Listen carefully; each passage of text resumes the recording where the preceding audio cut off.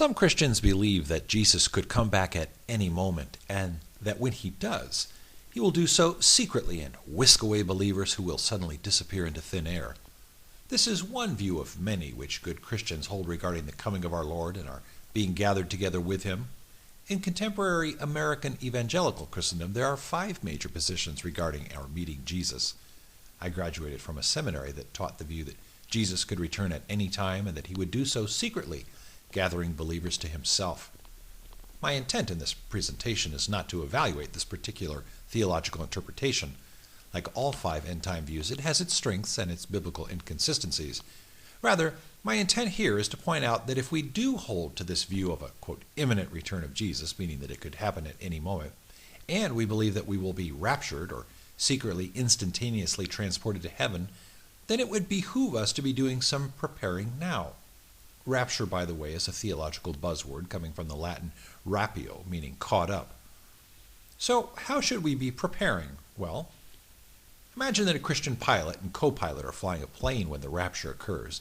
This means that the plane would fall out of the sky, killing the passengers and potentially people on the ground. An obvious application is that we should discourage Christians from becoming pilots, and non-believers might want to inquire whether or not the crew is comprised of all Christians. The same safety risk could be true for trains, because if the driver was raptured, potentially the train would crash, causing massive injuries or amounts of damage and possibly leaving hundreds dead. You may have seen the bumper stickers, which candidly advise, in case of rapture, this car will become driverless. I shudder to think that we would ever allow children or an unsaved spouse to ride in such a car. This would be irresponsible to take an unsaved spouse or child in the car, drive down the road at the posted speed limit, and then disappear, only for them to presumably crash, leaving them at considerable safety risk, not to mention liability in case of lawsuit. More on that in a moment. Now that I think of it, the same threat would be true for Christian subway drivers, bus drivers, motorcycle drivers, operators of heavy machinery. I guess the best way for us to prepare for the rapture is to never drive any potentially life-threatening automated device. No snowplows, riding mowers, construction equipment, snowmobiles, or speedboats, etc. It's probably safest if we would only ride bicycles or horses, or of course we could walk. This does leave room for carpooling or riding with someone else if they are a certified non-believing driver. In the church, we should probably be encouraging pilots of any kind to seek job retraining as part of their Christian duty. The same is true for anyone in a profession that would be severely hampered in the event of massive disappearances of employees. Christians should probably not be involved in law enforcement or as 911 dispatchers or as crane operators or as guards of any kind in banks or prisons or courthouses. Christians should probably not be amusement park ride operators. Imagine people left spinning for hours on amusement park rides. Christians should never consider any profession involving acetylene torches or open flames, and of course, Christians should never be soldiers because they might disappear right in the middle of a battle. Oops. We shouldn't use gas stoves or candles or matches or flamethrowers at all for that matter. Think of the fire hazards with open flames gone wild in the event of sudden operator disappearance. Perhaps even more important than machinery gone wild, as harrowing as that is that in the event of a rapture, Christian parents will be taken, leaving their unregenerate children behind to raise themselves, or in the case of a mixed marriage, one spouse will be taken, the other won't. A man and wife asleep in bed, she hears a noise and turns her head and he's gone. I wish we'd all been ready. Thus, I would advise Christians to immediately create wills leaving everything to their children or spouse in the event of the parent spouse death or disappearance. And if both parents are Christians, you must specify who you want to be guardians of your children. Since there won't be any Christians around to raise your children, I'd recommend choosing some good Mormons as guardians, as they're generally moral folk. Imagine the confusion when a nursing mother disappears, her baby falls to the ground helpless and left to die, unless there's someone to rescue them. If mom has left Junior in the bath with the water running and she's raptured, well, let's not think about that.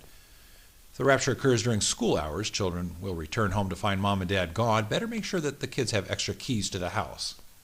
Of course, it's a scary scenario to think about millions of abandoned children, so better start now talking with your non-Christian neighbors and asking for their help with your children should you disappear. This creates a dilemma of sorts because, of course, we want to see our neighbors come to Christ, but that would mean that they, too, would be raptured and our kids would be on their own. What to do?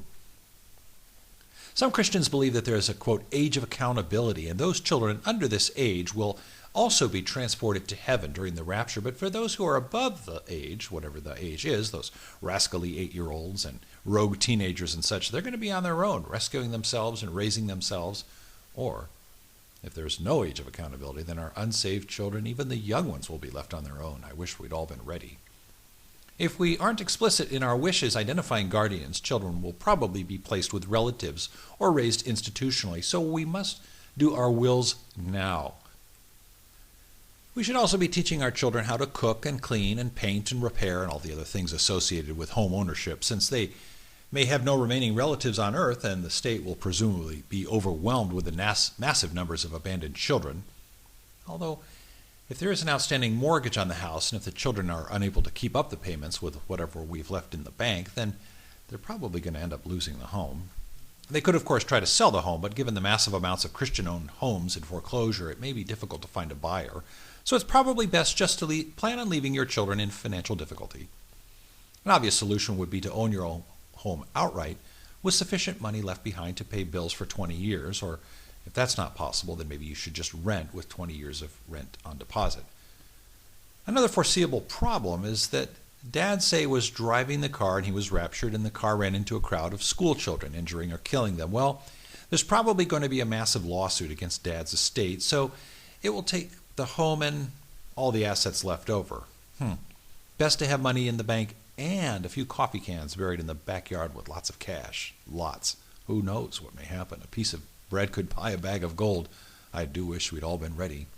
Oh, also, by the way, if you have loved house pets, Fifi and Fido, make sure that you make provisions for them in the event of rapture. Otherwise, Fido might end up eating dear Fifi.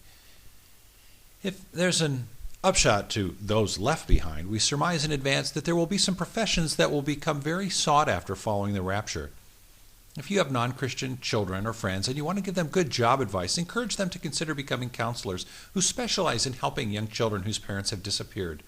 They could further specialize in helping those traumatized youngsters whose parents disappeared in front of their very eyes.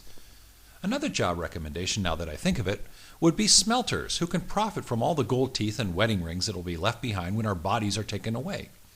I'm not sure if there's monetary potential in pacemakers and breast implants, also presumably to be left behind, but who knows?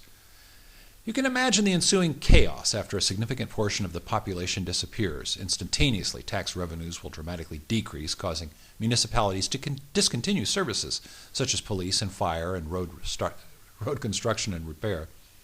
So maybe it would be good to look at properties in rural Montana or Wyoming or one of those other states favored by those who literally want to get away from it all. And I'm sorry to have to say this, but if you have teenage daughters, you might want to train them on how to use firearms. The subsequent chaos of no parents or minimal law enforcement creates unimaginable possibilities of social unrest. Sorry to be blunt, but we must think these things through to help us be ready. As I reflect on the possible outworkings of a secret rapture, the scenarios of lawsuits, property damage, and abandoned children are, well, they're ominous.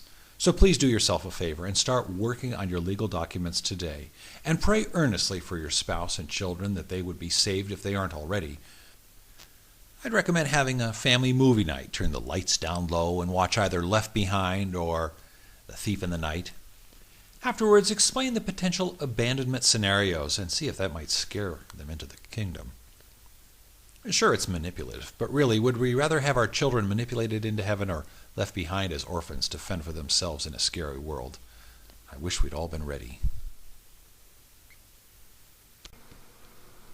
In the end, the most important thing isn't what you believe about the end, it's what you believe about Jesus Christ that will determine your end in the end. And what you decide today will ultimately affect your end in the end.